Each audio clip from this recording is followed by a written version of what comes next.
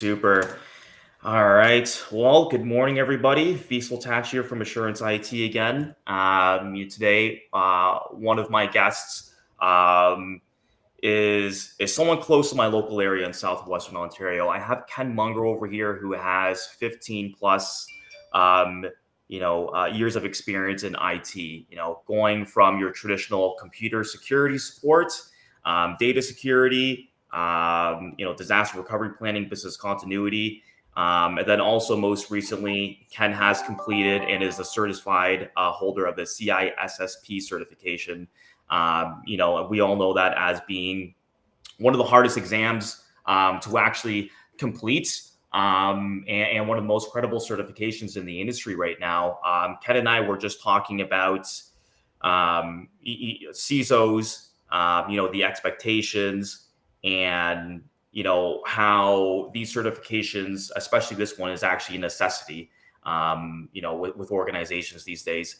Ken comes from a background, in healthcare, and I've worked with professionals in your industry before, and I'd have to say that it's probably one of the hardest, or at least most complex industry that I find where compliance has been a very huge issue. And I think over the last year or two, we've seen a lot of Canadian, healthcare organizations fall victim into, data breaches, internal errors, and then, cyber attacks from third parties and bad actors, right?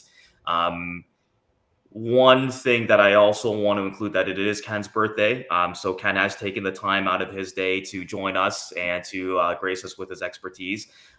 Ken, if there's anything missing that from my introduction, I would love for you to give the audience a bit of a background in your experience with IT, where you're at now, how you've come through your journey, and some of your expectations for yourself for the next year or so. Yeah, so I started this journey in my 20s. I worked on VAX machines, programming COBOL, and I got sent back to school again to learn to do COBOL on a computer. So basically, what happened was I just grew. So I took networking courses and programming courses and everything in college the first time I went, and that journey started then. And then from there, I did small break fix, and then started getting into a little bit more server work. And the career really just started. It was a building block effect for me. From there, I went into managing a small IT shop and was pretty much the go-to guy.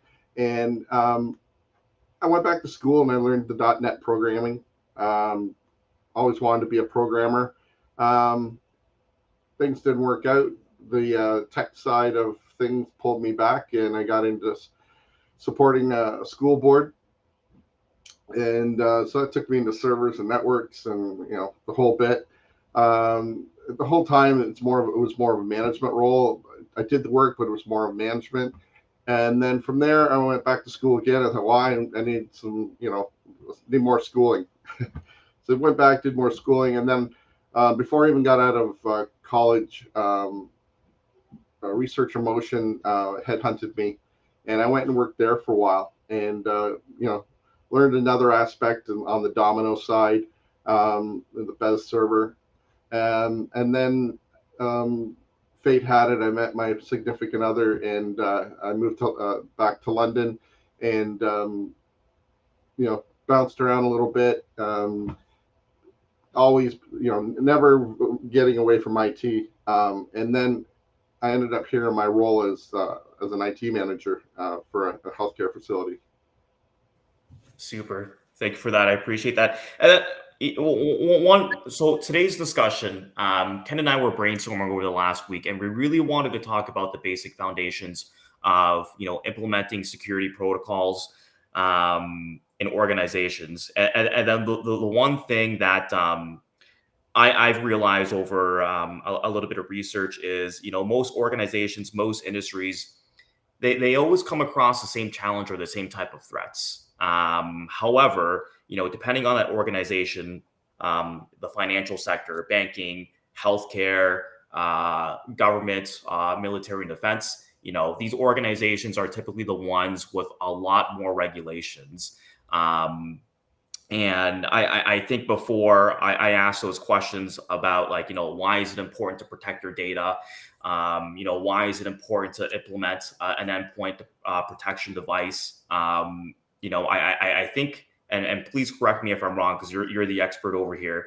I think a lot of those questions and a lot of those safeguards that are being enforced or instilled in organizations goes back to the compliance side, and then that way you get your baseline framework on what needs to be placed, and then also obviously to avoid those painful audits.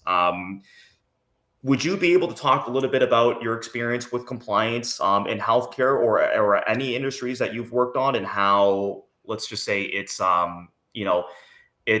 really tailored your process in building that security posture? Yeah. So in healthcare, government always is very careful to not say or mandate things, but they give you, best practices, to follow. And their best practices are basically, this is what we want you to do. Like, there's no middle ground. And the reason why they don't mandate it is because then they got to back it up with money. But everything they set, all these best practices, build a framework for healthcare. In the old days, you just have like a unmanaged switch and a PC over in the corner, and somebody be banging away on it, putting in information, and that was it. Like paper charts. Well, now we're into an EMR, right? And the EMR, there's higher compliance now that everything's going online. EMRs used to be in-house, now they're all online, and there's a huge data security issue if you just think that, oh, I'm just going to run my business the way I have been doing it for years. So as far as compliance goes in healthcare, they don't really have a compliance, because then they got to back it up with money. In my sector now, in a hospital sector, there is compliances and stuff. There's accreditations and stuff that you have to meet. But in the smaller sector of healthcare, they are very careful at saying you must do this, because then you have to back it up with money, and there's no money, right? That's the tough part of being in the public sector. It's all about money. So Yeah, absolutely, and I think that's one of the discussion points that we're going to touch base on in a little bit over here, is a lack of funds, and how we can get around that. And I think what is probably going to be the most obvious solution, and where to get that support.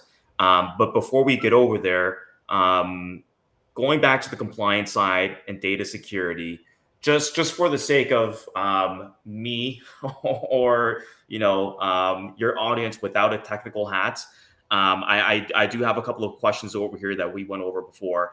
One of the first ones that I want to discuss was keeping your company safe online. Just the basics around that, the importance of protecting your data, your customers' data, your employees' data. Can you touch a little bit about on exactly what is data security? yeah, so through this interview, I'm going to be mostly off the cuff, but data security is such an important part. I didn't want to miss anything. And so this is a somewhat of a quote from IBM. So data security is a set of tools designed to protect your critical information technology system. That sounds, pretty standard. And that includes your files, your databases, your accounts, and your networks, right? And effective data security adopts sets of controls. So, and those are important to apply towards your data sets, so that everything stays secure. Like other cybersecurity postures, perimeter and file security, to name a few, the data security is not the end all to be all for keeping hackers at bay. It's a package deal. You can't say, well, I'm just going to do this. This is going to keep my data safe. There's so much more to keeping your data safe than just protecting your data. You have to protect everything. So, that's basically what, data security is this, it's not just data security, it's endpoint security, it's network security, it's access security, it's everything built together. That is what that's what data security is.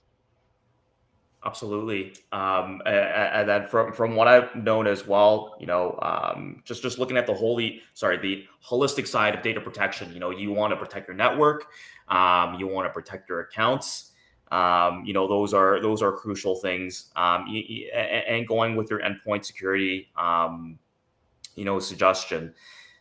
There's always that misconception of there's always this end all be all security tool, right? And that was, I think that was the impression that we got like 20 years ago. And I have conversations with a lot of folks who are in accounting, or who are independent financial advisors saying, I got McAfee on my laptop over here, or I got a Mac. We don't get a lot of malware, and I'm like, okay, well that's fair, but they're definitely behind on the technologies. One thing that I've learned from speaking with folks like yourself is, you need to have a layer of security tools, to have all these prevention in place. What I didn't realize when you look at, I believe it was from NIST. They have a long list of, you know, um, security prevention tools, like thousands, right? And I was thinking like, okay, maybe there's 50. 50 sounds a lot to me, right? But then again, going back to, depending on the organization, depending on the industry, you're going to have to right size it. You're going to have to abide by all these regulations. There's no one size fits all. And then, the reasons why they're in place is just the obvious. It's to protect the business, to protect the employees, to protect the customers. Um, and then a lot of the times there is that misconception of, well, we just want to protect from like bad actors, right? Um, and I think the skill set of bad actors can vary. They can vary from your average college student that goes on the black market, the black market online, deep dark web, maybe download a malicious file and send that off to, I guess, somebody that they don't like, or maybe their employer did not pay them in their last paycheck, and they just think this is an easy way out. Versus, nation state, activists, hackers, who do this for a full time living, and they're very passionate about it, and they're very skilled. They've been doing this for decades. Um, one thing that I love about you, Ken, is that you are someone that wants to educate your friends and your family. What's some of the key takeaways that you like to educate or enlighten your friends and family with when it comes to bad actors and protecting your data? Yeah, I mean, we're talking about my friends and family, but all of this is so interchangeable with day-to-day work and personal life. And I try to educate my family and friends on let's use a better antivirus program. Matter of fact, let's get rid of antivirus. Let's use an endpoint security program that's got some type of small firewall built into it, that does deep packet inspection. Multi-factor authentication on Facebook. I cannot stress that enough. Last week, I got 3 friend requests from people that were already contacts of mine, and that's just another bad actor trying to recreate havoc. Like, oh, if I connect this, I get all their contacts. I'll send them, more spam and viruses and stuff. Like, multi-factor authentication, your account won't get hacked, because even if they have your password, they don't have your cell phone to put the code in, right? So if whoever's listening, if you don't have multi-factor authentication on your Facebook or even your LinkedIn, they've all got it. Gmail, everything. Use it. That is frontline defense when it comes to keeping your passwords online safe. Absolutely. And that's probably the first thing that I hear from a lot of security expert is implement MFA all the time. And it's almost it's almost a little bit mind blowing how simple MFA is, but it's not used, right. We have a lot of, for instance, I'll have this as a use case right now. The majority of our workforce, we're working remotely from home. I got my laptop. I got my mobile device. So two things holding critical data and personal data of myself. Now, all of my work applications, MFA, 100%. I've activated them all. Other personal applications like your Facebook, your Instagram, your social media accounts. I also integrate that with MFA just because it's so much more easier for me to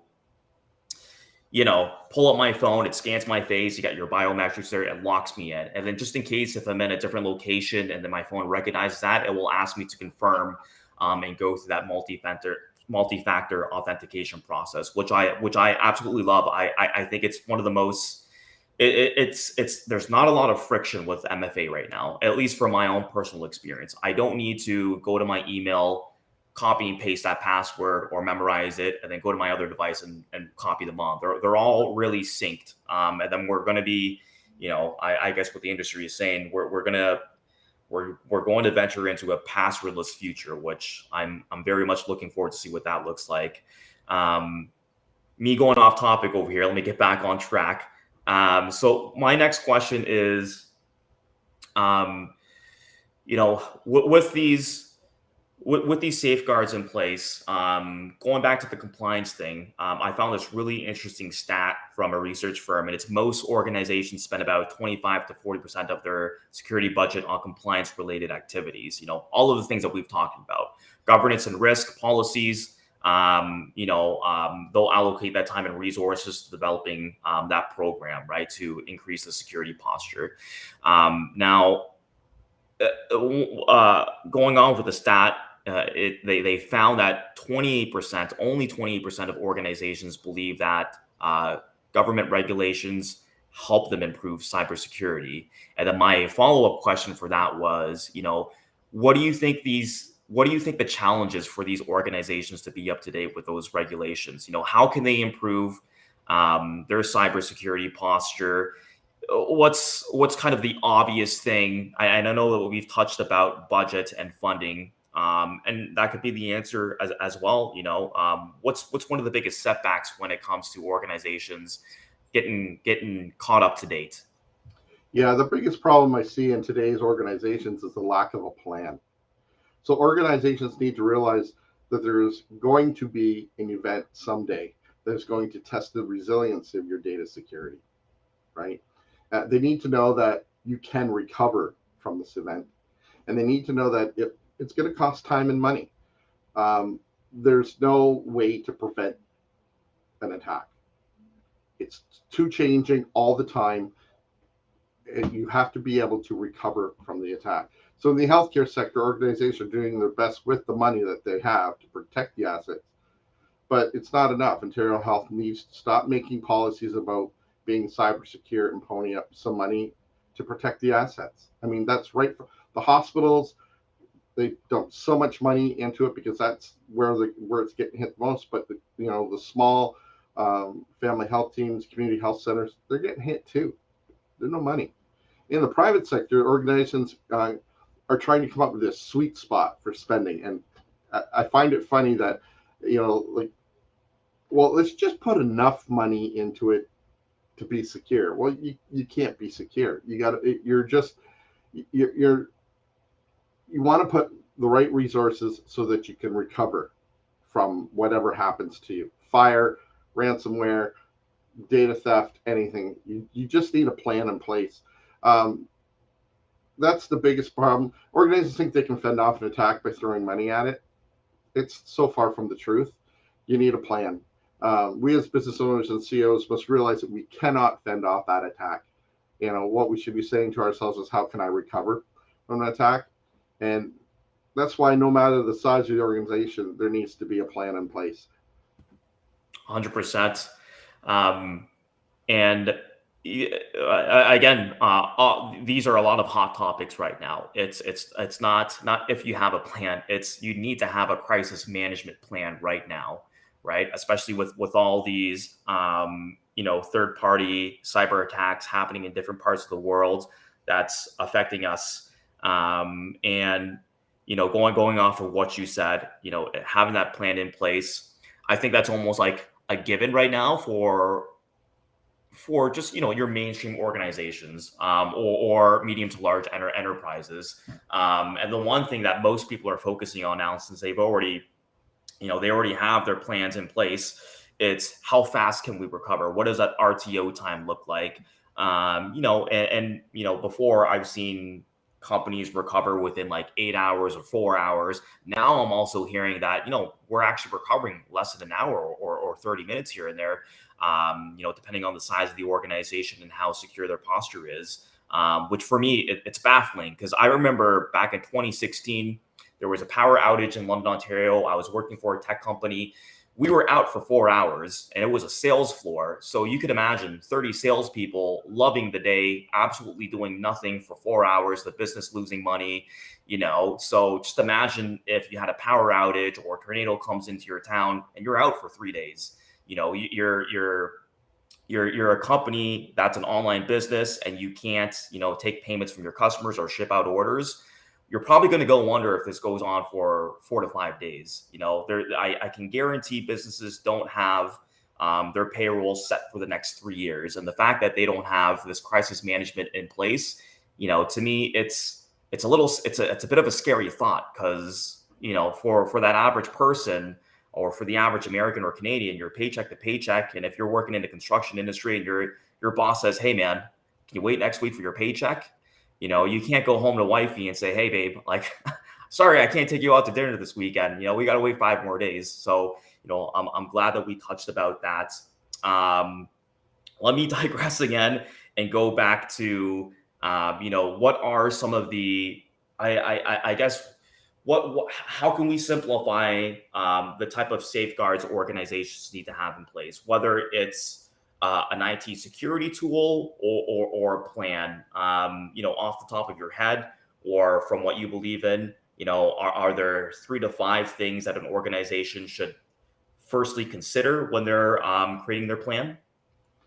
Yeah. So there's 4 areas that every business needs to concentrate on. And it doesn't matter how big you are, if you're just you and your wife doing the books, you need to have a business continuity plan. So this will give you the framework necessary to recover from the incident. So things in there are like, contacts and people. Well, I need contacts around my computer. Well, you just had a fire. Your computer doesn't work anymore, but you've got this file in your cloud space you can get, and you can get that stuff back. The other thing is a disaster recovery plan, specifically an IT disaster recovery plan. This contains all the information from your computers, your servers, printers, everything you need to get back to work. IP addresses, contacts for where you're going to buy your equipment from. It's all in one document. And then, so that is, if something happens to your organization that you're trying to recover, but specifically a cybersecurity plan. So if you're just a mom and pop with 2 employees, cybersecurity plans are probably not what you need. But you start getting 10 plus employees, you need this cybersecurity plan, because it helps your organization know what to do if a cyber attack happens. You get that God forbidden encryption, message on your screen. You need to know what to do with that, right? But the most important thing that you need to implement is staff training, because continual staff training will help employees to know what to do when the attack happens. If you don't drill it home to them, then it gets lost, because people in their jobs today are just learning so much stuff that it's information in, information out. So it just tells them what to do. If you get a suspicious email or they see the words encrypted on their screen, staff training, number one thing that organizations need to put in place. 100%. Yeah, that's. I think from my list of what I've consumed, from speaking with someone like yourself, MFA, security awareness training, encryption is always a plus. And then your endpoint protection. I think those are probably 4 to 5 key takeaways that most organizations should have instilled in their business. And then again, I get there are businesses that are a lot smaller. Maybe they have 2 to 5 endpoints to protect. But if you're going online, you need to consider it. You need to consider all the vulnerabilities that are there, right? Um, as far as I'm just going to gear towards a couple of the last questions over here. Just this is a bit of my benefits when it comes to vulnerability trends. I have a question because I want to get your honest opinion and your personal opinion on what type of security protocols and tools do you think actually needs to get assessed in terms of, do they need to get retired, which ones need to get improved, and which ones just need to get scrapped and just completely replaced. Yeah. So trying to think here. I'd like to see the word antivirus disappear. Antivirus doesn't work.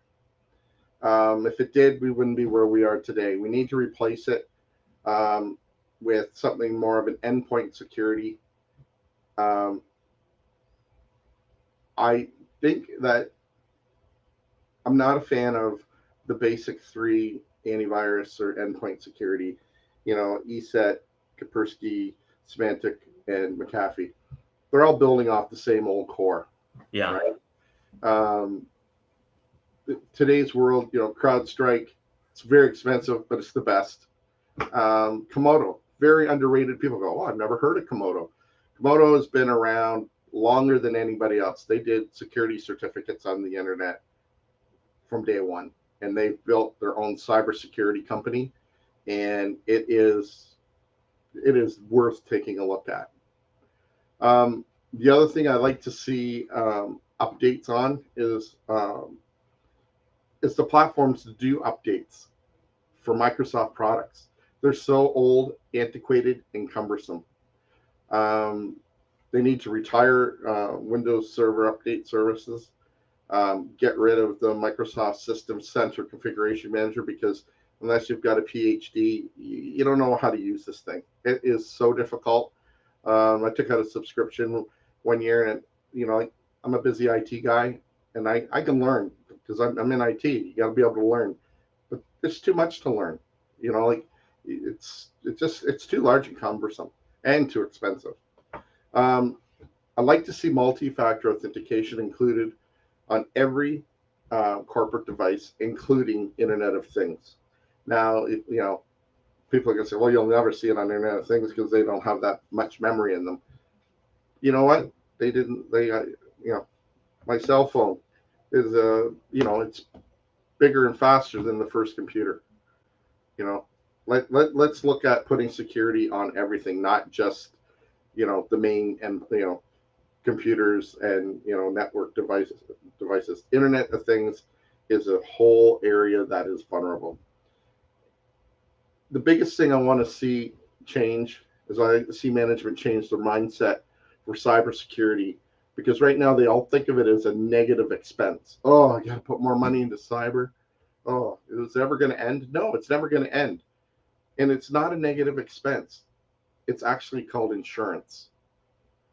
So cybersecurity spending is insurance. If you don't have it, you're going to pay. So if you have insurance, you don't have to pay. So, those are the things that I could have gone on and picked more things, but those were the top four things that I see that need to either be retired, improved, or replaced. Absolutely. I love those answers. That's again, I appreciate learning from folks like yourself. One great quote that I heard, I think last year, was cybersecurity equals job security. And that was my aha moment. Like, oh yeah, like you are right. If I am working for a company that does get attacked, where's my job? Right. So I'm glad that you touched base on that. Now, one thing, and maybe you can enlighten me on this with the whole, because it almost just seems like, at least my personal impression, in last, I'm just going to say like maybe 4 to 5 years here, cybersecurity has definitely taken a role with the IT department. And I'm either seeing someone who's your traditional IT person, learn these new skill sets, take on new certifications, or companies hiring folks like a cybersecurity manager to come in and to almost work separately, but at the same time with the IT team in the organization.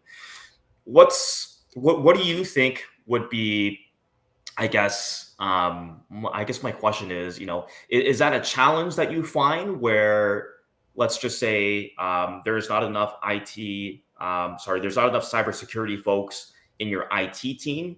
Is that something that you find challenging to work hard with? Because it sounds like this is something that the responsibility that you allocate towards yourself. You know what I mean? Versus if you were to go into an organization and maybe you have a security analyst and a cybersecurity manager, and then for you guys to get that message across on what the business needs to invest in, I'm just going to think that's going to make the job a lot easier than it is, right? Is that a challenge that you are having right now, and that you see that's going to overcome within the next couple of years, or recent future? I think more and more companies are embracing the cybersecurity aspect of things. Every day I look at the job boards, and I say, oh, that company is going into some cyber. Oh, it's I don't think big companies and mid-sized companies have embraced it quite as much as they should, because they're not the ones being hit right now. Like the bad actors, yeah, they're finding it harder and harder to attack healthcare and governments. So it's only a matter of time before it goes down the tier, to smaller companies or other type of companies, private companies. So everybody needs to get prepared now, but I think organizations need to take it just a little bit more seriously. Like I said before, I said we don't need to throw a ton of money at it, but we just need to be responsible to make sure that we're prepared for it. 100%. I love that. Okay, perfect. I will officially just end the stream, but I know you and I can go hours talking about these things, and I absolutely love it. So I'm going to bring you on next time when we have a really good topic to discuss about. Thank you so much, Ken. I appreciate your time today. I'm going to include all of your social media links into the comments, and then I'll reconnect with you outside of the stream, and we can move forward from there. Everyone, Ken Mungar, it's his birthday. Certified CSSP holder. He's open to network, and he's very passionate about his job. So I am happy to connect you with Ken. If you guys want to reach out to him, just check out his LinkedIn and add him there. I'm sure he's happy to connect with you. All right. Thank you so much. Have a great day, sir. Cheers, everyone. All right. Thank you. All right. Bye-bye. Bye now.